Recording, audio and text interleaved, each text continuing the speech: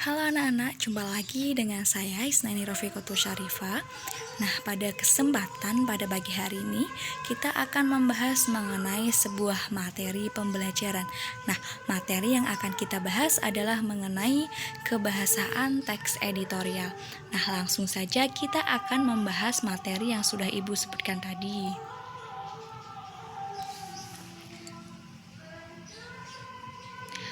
Jadi anak-anak, kebahasaan pada teks editorial biasanya meliputi penggunaan verba, penggunaan adverbia, penggunaan konjungsi, dan yang terakhir adalah penggunaan kata populer.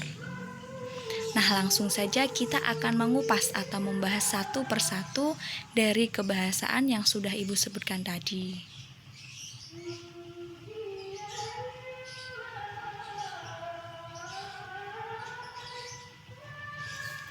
Nah, kebahasaan yang pertama yang harus kita bahas adalah mengenai penggunaan verba.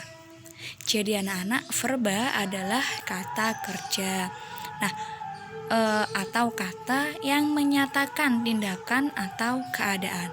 Nah, pada kesempatan pagi hari ini kita akan membahas dua verba, yaitu verba material dan verba mental. Bu, yang namanya verba material itu seperti apa?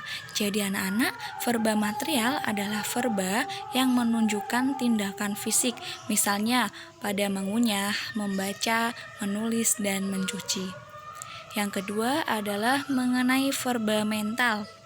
Jadi verba mental adalah kata kerja yang menunjukkan tindakan batin seperti merasa, mengerti, dan melihat. Nah, kebahasaan yang kedua pada teks editorial adalah mengenai penggunaan adverbia. Nah, adverbia itu apa? Jadi, adverbia adalah kata keterangan. Nah, pada kesempatan kali ini kita akan membahas mengenai adverbia frekuentatif. Misalnya ada yang tanya, Bu, mengapa yang dipilih adalah adverbia frekuentatif? Jadi dalam teks editorial biasanya yang digunakan adalah adverbia frekuentatif. Mengapa demikian? Karena adverbia frekuentatif biasanya digunakan untuk meyakinkan pembaca. Misalnya dalam kata sering, selalu, biasanya, sebagian besar, dan jarang. Nah, seperti kutipan yang sudah Ibu cantumkan di PowerPoint, misalnya akhir-akhir ini KPK sering melakukan operasi tangkap tangan atau OTT. Nah, kata sering dalam kutipan tersebut merupakan kata keterangan, yaitu adverbia frekuentatif.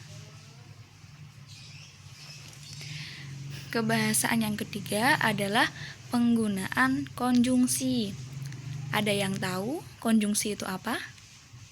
Nah, benar sekali bahwa konjungsi adalah kata hubung. Nah, anak-anak, pada teks editorial, konjungsi dapat digunakan untuk merangkai argumentasi-argumentasi atau pendapat-pendapat yang menyatakan. Misalnya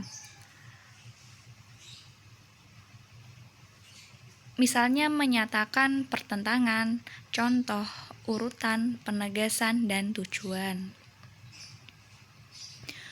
Bu, kata yang menggambarkan konjungsi pertentangan, contoh, urutan, penegasan, tujuan itu seperti apa? Nah, konjungsi pertentangan misalnya pada kata melainkan. Konjungsi contoh misalnya, contohnya, misalnya, dan sebagai ilustrasi. Sedangkan konjungsi urutan biasanya menggunakan kata pertama, kedua, dan berikutnya. Selanjutnya, konjungsi penegasan biasanya menggunakan kata bahkan, juga, selain itu, lagi pula, dan justru. Dan yang terakhir, konjungsi tujuan biasanya menggunakan kata agar, supaya, dan untuk.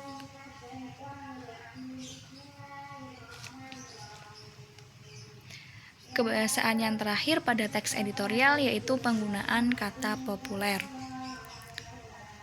Jadi anak-anak, kata-kata populer digunakan untuk mempermudah khalayak atau pembaca untuk memahami atau mencerna isi dari teks editorial yang sudah penulis tulis. Misalnya dalam teks editorial terdapat kata publik, narapidana, angket, diskusi, korupsi, antipati, operasi tangkap tangan atau OTT, dan politisi.